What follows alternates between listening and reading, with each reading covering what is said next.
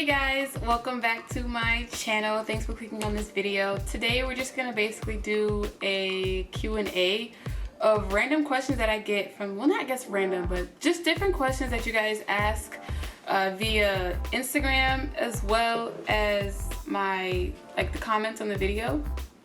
So this is gonna be like a laid back Q&A, just answering those questions. If you haven't already, go ahead and hit that subscribe button so you can be notified when we upload another video. You know the spill. But yeah, so let's just go ahead and get right into it. Gabrielle Steiner asks, how long does it take for me to retighten my hair? I typically take a week to retighten my hair because I only do a little bit at a time. I don't want to get too tired and then risk cutting something off like I already have before. If you haven't seen that video, go check out my story time of how I cut off my locks. But it was because I was tired and I was trying to do too much at one time. Another question was, did you initially start your own locks or did you have it done by someone else and you just kept it up in the upkeep? I've had my sister locks professionally installed by a licensed loctician. And after about my year and a half mark, that's when I started retightening my hair. Someone asked, as far as the retightening, how do you do the back when you can't see? It's all feel, to be honest. For when I first started, I had to take little pins to try to keep the locks out of the way that I wasn't working with. But after a while, you kind of get used to it and it's like a feel, so you know, it'll just kind of fall into place. But just feeling it and kind of taking a mirror to make sure that you haven't got any strands or whatever, but it's all just feel. It'll just come with time. It just takes patience. So another question is, how many locks do I have? I've answered that before. I have 404 locks. I was planning on splitting another lock back here, but when I went back for my retightening, she looked at it again and said it's thickening up, so we just basically closed that Y, and I still have 404. I'm not gonna get any more than that, so I'm okay with my 404. It reminds me of home, Atlanta, 404. Come on. It all ties in. I'm a Georgia peach. I'm so corny. Do you use a specific shampoo for your locks or do you just use I'm guessing they say any kind of shampoo? That was Latoya Wong. I don't really use too many products. Ever since I was a loose natural, going through all those products back then taught me that I really don't need that many. I really don't need that much. So I only use Suave clarifying shampoo, Giovanni every now and then because it has no sulfate. I use Giovanni, Suave, and that's it for shampoos. It's the Sisterlocks shampoo, but I haven't used that in a while, to be quite honest. It's been a minute, so yeah. Another question was, how often do I wash my hair? This is from Karasi Ajoa. I'm just gonna stop saying names because I think I'm butchering them all. Okay, so the next question was, how often do I wash my hair? If I'm not working out, I can go as long as 10 days. If I am working out, every 5. After that, it just becomes like irritated. So okay, so IBYL commented on what video is this? Sisterlocks tag. She says, now that you retighten yourself, do you check in periodically with your old loctician? I do. At minimum, I would see her once a year, but I strive for twice.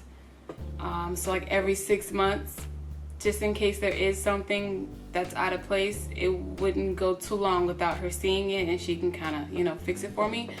But for the most part, yeah, I do check in about twice a year, at the minimum once a year. Next question. Did you experience thinning or breakage during or after your 9 months of interlocking gap? I did not. Okay, so this question is from my, what's the thing called? My story time, how I cut off my lock. They're basically asking me, when I went 9 months, did I experience any breakage? I didn't experience any breakage because of the fact that I really didn't do anything with my hair. If it was, I wore it down pretty much all the time during that time. I never put it back in a ponytail or put too much tension on it. I didn't really scratch too much. It kind of just stayed just down. So there was no manipulation really was no manipulation, but I didn't experience any breakage. I know that once you go a while without retightening, there can be some problems, but when I say I went 9 months, I went 9 months without seeing my loctician. I interlocked my hair myself in between those 9 months, but it was like 9 months before I had my loctician back in my hair to see, okay, so what does it really look like?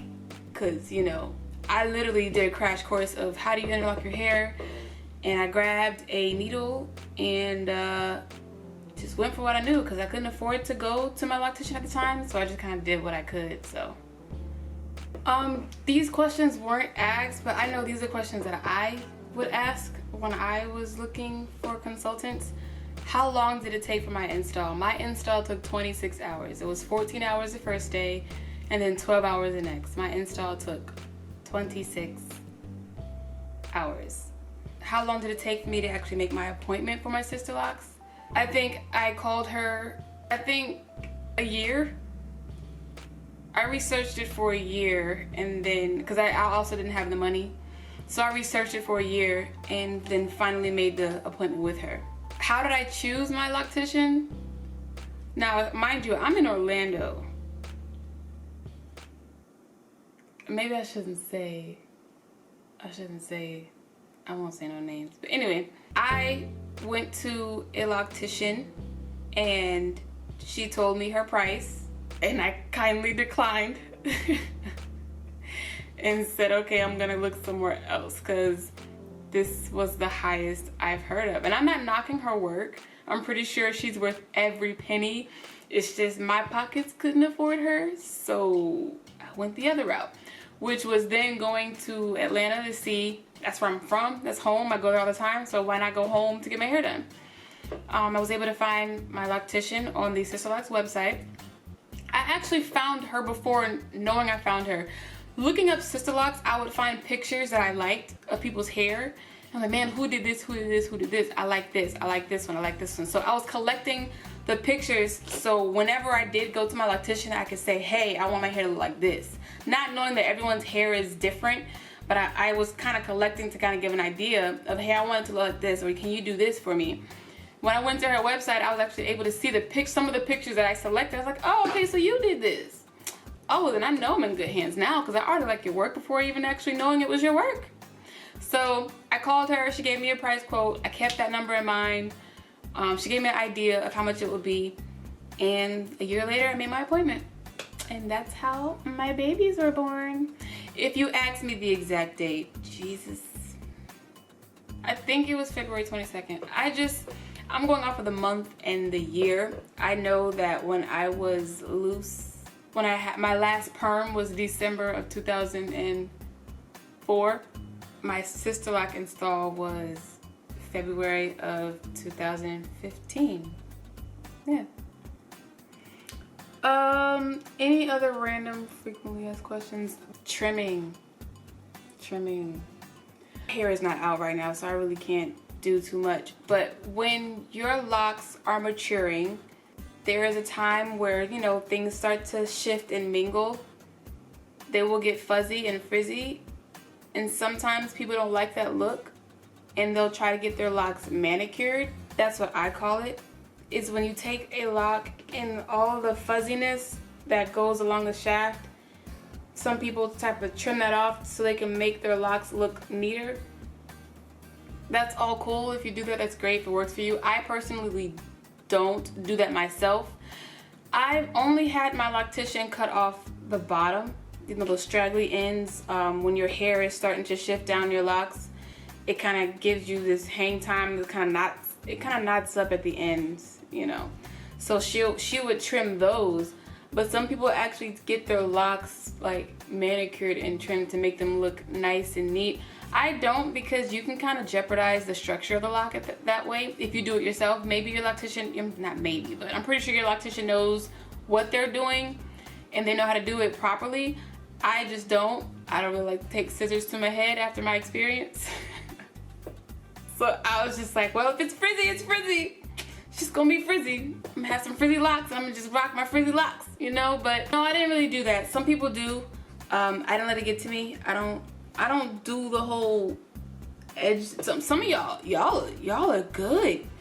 Y'all be getting y'all edges laid. Like right now, I got hamburger meat. I got taco meat on my edges right now. Like I don't do all that to my edges, like laying them down and stuff. Mainly because I don't really have too many baby hairs right now. What do you do with this? Besides spritz it with water, tie it down, and then go. That's all I do. The edge control stuff, not so much. I'm a little low maintenance, so. Oh, I just saw Let's Journey. If you guys haven't checked out Let's Journey, definitely go and check out her page. I'll put a link down in the description box. She has great tips on sister locks, and she kind of gives a bird's eye feel for what she's going through throughout her journey. She had mentioned something about her locks around the edges, the more fragile ones. They kind of were like, I don't want to say loose, but it looks like they were thinning, but they're not. So I had that same experience where you have like, and it was only in the front, because the front was my damaged area. I used to always put headbands on when I was loose natural, and I had breakage here. So you would have a lock and it would be thick, like the first 3 or 4 inches, and then it kind of gets skinnier in the last 2. Don't rip that off, don't cut it off, don't do anything. I didn't really notice it when I got my install, but as they started maturing, I started to notice, because your hair shrinks up. So since you have thicker hair here and less here, it's really gonna be like, that's that teenager phase. That's like that teenager to I'm becoming an adult stage with your locks. It does that. I don't know. I almost cut one off because it just kind of irked my nerve to see 2 solid inches of nice thick hair and then this extra 2 or 3 inches of questionable strings. Don't cut it off, don't touch it, just let it do what it do, and I promise you it'll compact and it'll do its thing, and it'll be perfectly fine like the rest of them. But that's like the teenager phase. I'm not sure if you guys are dealing with that as well, but I did notice that.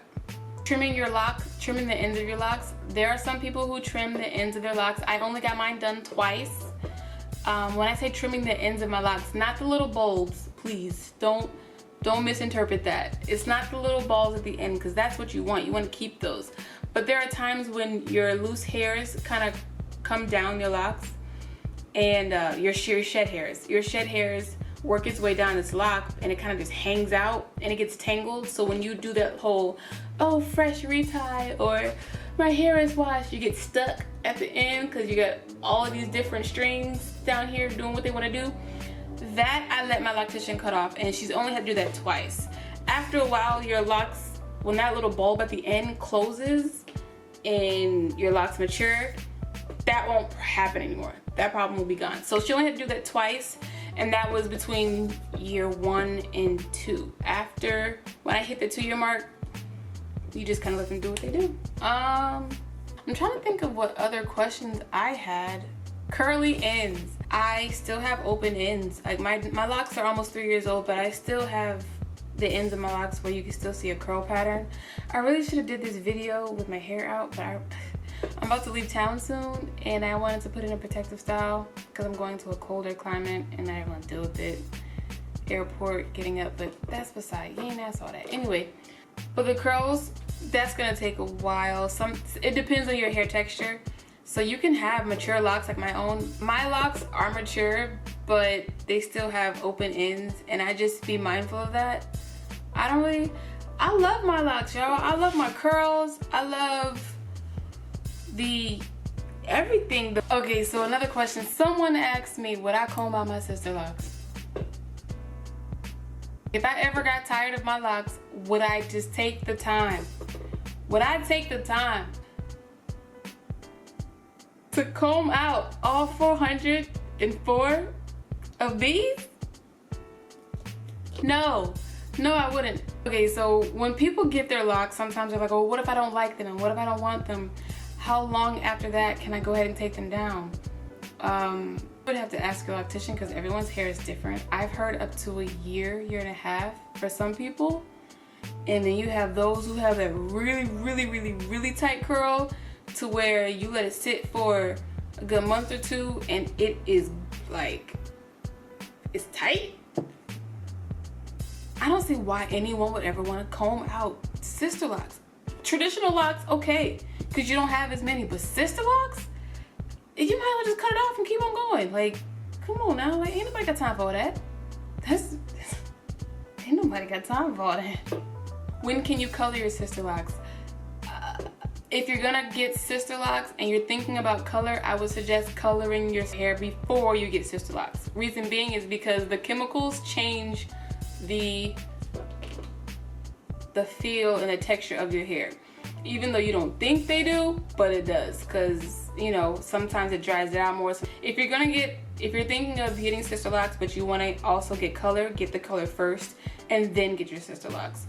Because once you get your sister locks, it is recommended to just go ahead and let them sit and do what they do for at least the first 2 years. Some people dye them before that. That's perfectly fine, depending on your hair texture. If you could do that, that's cool.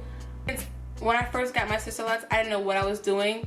I didn't know what to expect, so I didn't want extra chemicals or extra things that I would have to maneuver around. I just, you know, I'm low maintenance, guys. I don't know how to tell you. I tell you I'm low maintenance. It don't take much for me. I just look. It was a solution to, okay, you don't want to detangle your hair, but you want your hair to look like loose hair. Oh, God, this is perfect. This was made for me. Cutting your sister locks. I would suggest only cutting your sister locks after they're mature, because again, if you do interrupt them before they're mature, you have the risk of them unraveling, if that's the correct term, or you know, just kind of coming undone or slipping, and you don't want that. I don't know about y'all, I paid a grit, but it was worth every penny. It was worth every penny. And I'm not trying to mess up anything that'll have me going back to paying a grit. Bobby pins and sister locks. Okay, let me show y'all what I use. Okay, so there's two different types of bobby pins. You have these right here. Yeah, okay. So these right here that are pointy right here, that. And then you also have this one. You see how it has a little protection over it? Little protection. Okay, I don't use these. I brought the wrong ones and never took them back. This one I don't use because I feel like it's just punching holes in my locks. I don't know, it doesn't sit well with me, and then also it hurts my scalp. If it does rub against my scalp, I just don't. It scratches my scalp, so I just don't. This is a little bit better for me. It's a love-hate relationship with these. Because my hair is thick, sometimes my hair just spits it back out. It just like, it doesn't even, you know. And then other times, if I angle it perfectly, if I do it correctly, I'll be able to get these in perfectly and they're fine. But I prefer these because of the little rubber tip.